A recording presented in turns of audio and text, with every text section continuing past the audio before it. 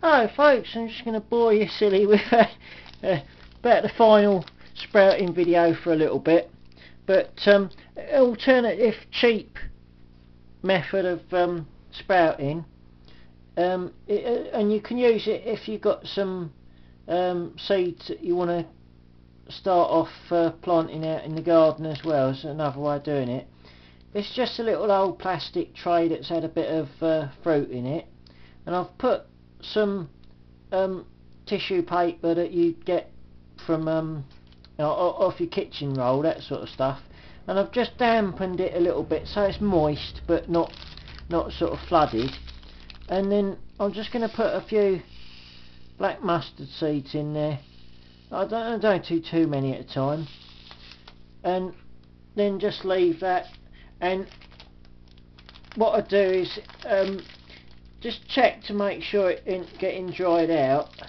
So usually about once a day, sometimes a little bit more, depends what the weather's like and you know, that sort of thing. But just put it somewhere, as I say, make sure that it's moist but not too moist, and then just wait for them to spring into life. That's one method, and that obviously works very well with little tiny seeds like the black mustard seeds, because they're only small.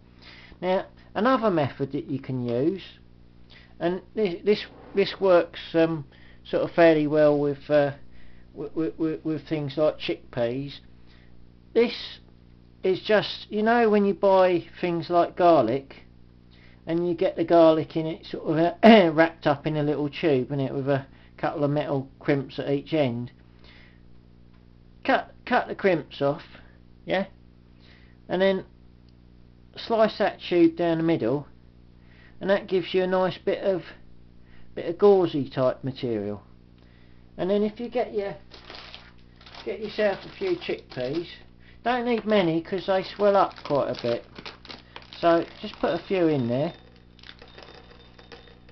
Okay, I'm only going to do a few because I'm doing this for just as much to demonstrate it as anything. But and then I'm going to put a bit of water in. Talk amongst yourselves.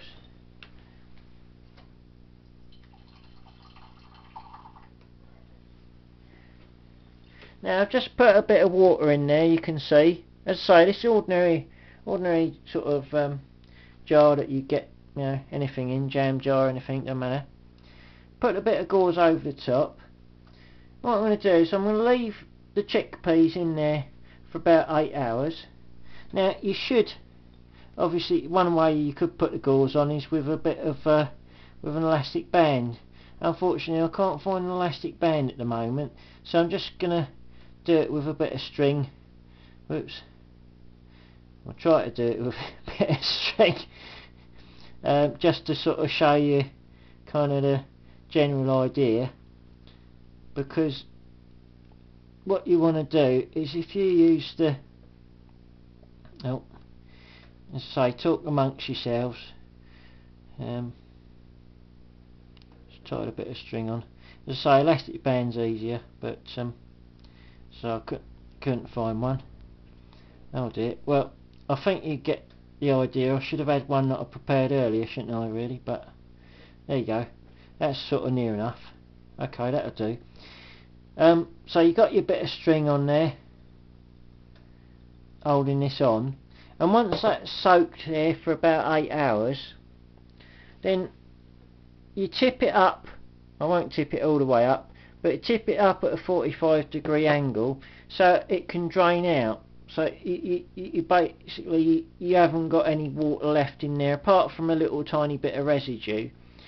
And then just make sure that they're kept moist but not too moist, and then every so often just moisten them again, drain it off, usually about once a day. It's a similar sort of thing that you do with the big sprouters, where you put some water in about once a day, drain it off, and then that just keeps the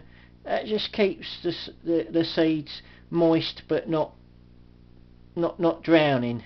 Okay, and then just watch them sprout. As I say, if you can put the jam jar on something just so let it drain out for a few minutes, and then just leave them like that, so you can see they're in the bottom there. But as I say, you've got to leave them to soak for about 8 hours, and then, as I say, each day put a little bit of water in, leave them for a few minutes, and then drain it off at 45-degree angle. Whoops, me bit of string fell off, but you get the idea on that one. So that's just another way that you can do some sprouting. Okay, cheers for now.